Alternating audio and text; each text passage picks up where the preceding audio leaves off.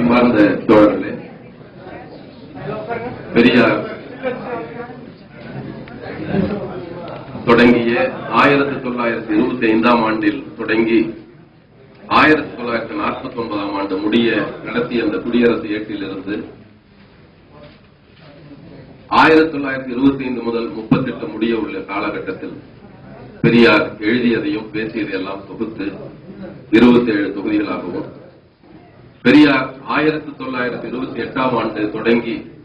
55 இதழ்கள் மட்டுமே வெளிவந்த ரிவோல்ட் என்கிற ஏட்டில் இருக்கிற கட்டுரைகளை தொகுத்து ஒரு தொகுப்பாகவும் வெளியிட பெரியார் திராவிடர் கழகம் செய்த முயற்சி இடையில் அந்த வழக்கால் தடைபட்டு போனது. 2008ஆம் ஆண்டு செப்டம்பர் 17இல் வெளியிட வேண்டி இருந்த அந்த தொகுப்புகள் 20 மாதங்கள் கழித்து நீதிமன்ற தடைகளை கடந்து இன்று வெளியிட நாங்கள் முன்வந்துள்ளோம். வெளியிடுவதற்கு எங்கள் பெரியார் திராவிடர் கழகத்தின் மூத்த தலைவர் ஐயா திருவாரூர் தங்கராசு அவர்கள் வெளியிடவும், இந்திய பொதுவுடைமை கட்சியின் மூத்த தலைவர்